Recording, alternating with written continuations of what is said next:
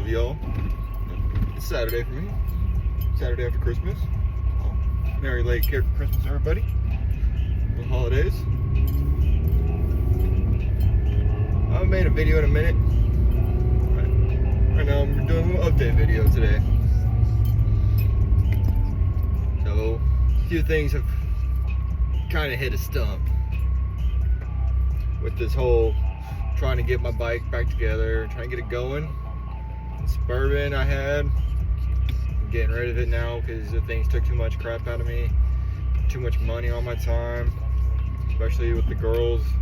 I'm trying to raise them. Still got the Hyundai. It's a nice little sporty family car. For now, it's my only mobile vehicle. But as for the bike, I'm still gonna try to attempt to ride the bike, but there's gonna be a few key items I have not really updated about the bike since I've rebuilt the carburetor again. Since what happened the first time.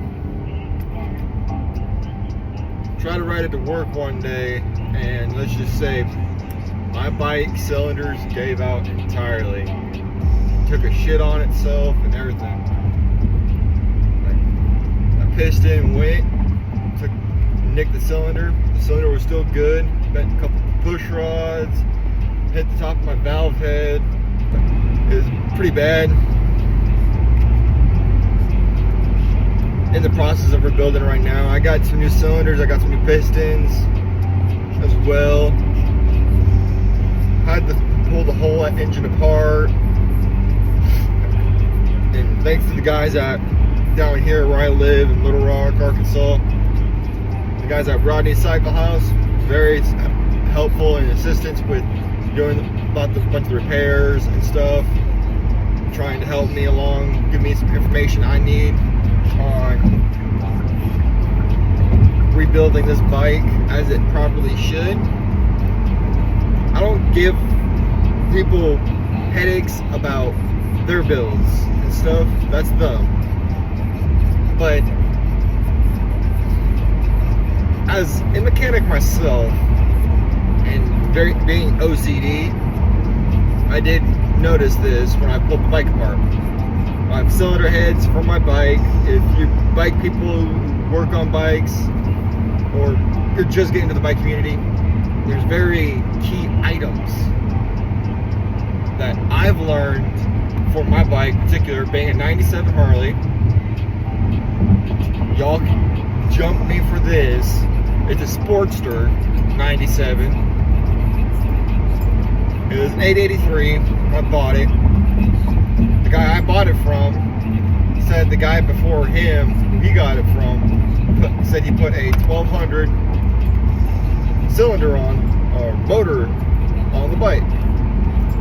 After the cylinder and piston went and destroyed itself on the bike, the cylinders, you can actually read on this bike for what kind of style of cylinders and valve heads are on this bike. The cylinders were the original 883 cylinders from the original build of the bike.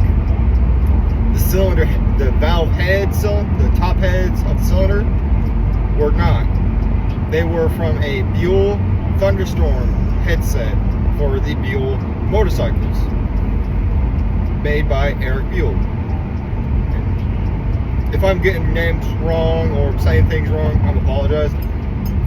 My English ain't the greatest either. I've been on this planet for 25 years, almost 26, because my birthday's next week, following too, but still.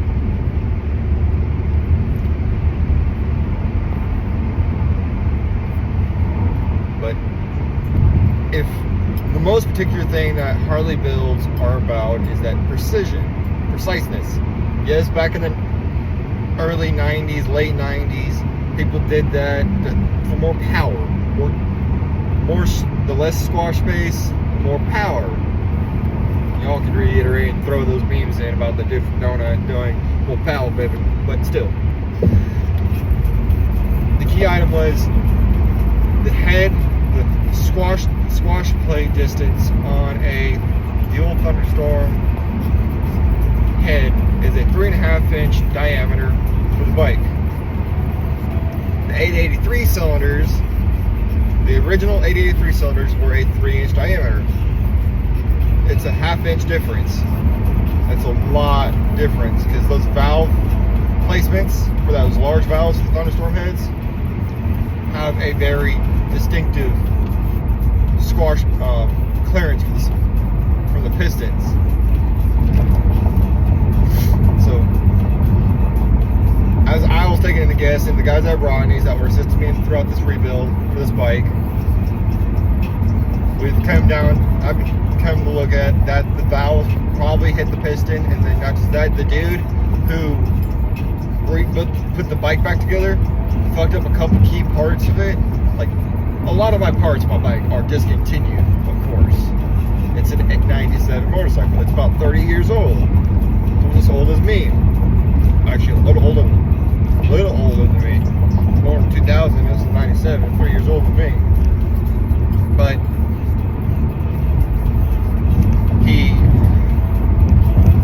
I know some mechanics would get pissed off if they heard about this, or a little aggravated. There's an O-ring base plate that holds this push rod tube down. He bent it, and he apparently tried to use silicone to hold it in to make sure it didn't leak. This bike don't have no more over 20,000 miles. It didn't last.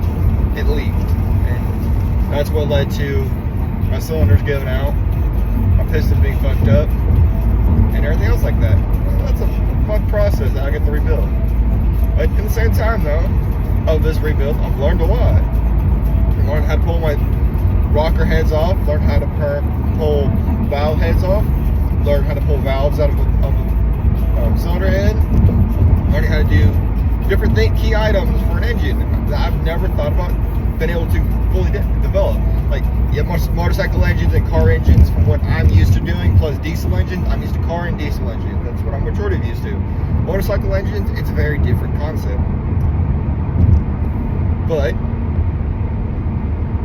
it's a nice learning phase. It's a nice understanding to base my knowledge further into these things. It helps. The more you know, especially since I'm rebuilding the bike myself, it helps me know my bike better. Knows you how to, what you're putting into it, the time and money you're putting into it, makes you feel better. At the same time, though, it's a budget build on my half. I budgeted into this so hard enough as it is. I already put $2,000 into the rebuild because just a month prior, before the bike broke down, I bought a rebuild kit for the carburetor and stuff. A few key pieces here and there. New bolt kit for the carburetor because the bolts on the carburetor broke and they stripped. Most fellow people who know, fucking idiots on these roads. But a few people out there who know some old CV carburetors and stuff like that will replace the original Phillips bolts on it to an Allen key set bolts because it's usually just a little bit better. And those Phillips ones strip easily if you don't know what you're doing or just wear and age. So I've replaced those with it, of course. But as of right now, to this point where how it sits, I got the flywheel bag from Rodney Cycle House.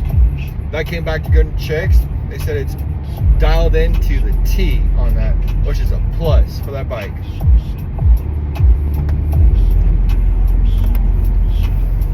And they put a new seal in it. All right, that makes it better. But then it kind of stopped me from rebuilding the transmission side of the motor because I have to replace to a lot of people out there, if you're a mechanic and you know what an alternator is, this part I'm about to say, it's called a stator on a motorcycle. The stator on a motorcycle is the same thing as an alternator out there. It's the same concept, but this piece does not run off a belt. It runs off the actual crank system of the engine because it bolts straight to the flywheel shaft, the pinion shaft to that. But that part keeps me from finishing the complete rebuild on the transmission side, the cam gear side, because this one runs off of cam gears, not cam shafts. Because since it's an older model, it runs off of cam gears. The reasons why I can't finish the cam gear side is because I have to put the oil pump back in it, and I pulled the oil pump to clean it out, and then I forgot about buying the oil pump gasket kit. So I got to go and get my hands on one of those.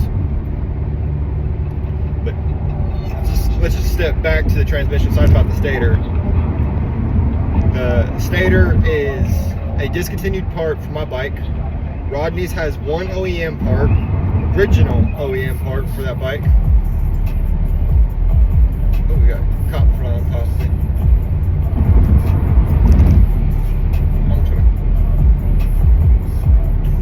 Counter ball just flew past my ass. I'm going 68. We're cruising. But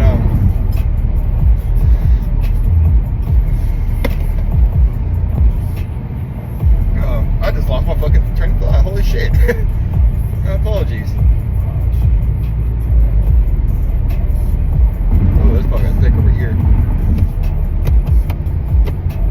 But once I get that stator in, put that back together on that side, get the cam gear side with the new oil pump gasket kit in, plug that all back in, get the starter back in, I'll plug it back in. Might have to charge my battery on that bike. It's sat for so long. But throughout this key process, it's a nice learning curve for all this. I had to spend more money than I wanted to. I had to buy some more additional tools for more portions of this job or this rebuild. It's my bike, of course. But it's a learning curve, and I'm enjoying it a little bit. Frustrating, of course. A lot of mechanics will understand being a mechanic and trying to work on things does get frustrating because some things don't like to work. But it's a nice learning portion to do and have an understanding of it. As of right now, that's the update about car stuff. I'm trying to get back out there in the community. The key item. If a lot of you people were from my previous account that I lost access to, was same name, but this one just has additional underscore on it. I introduced Stang, our little pup, and the addition to my car that I enjoyed. I call him an addition, but it was a nice little buddy to have. I was in a very depressed state.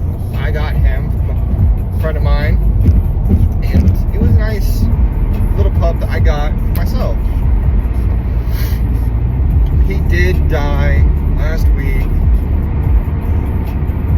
We went through the process of getting cremated and everything else, and just waiting to hear back from the cremation place so we can get back his ashes and stuff.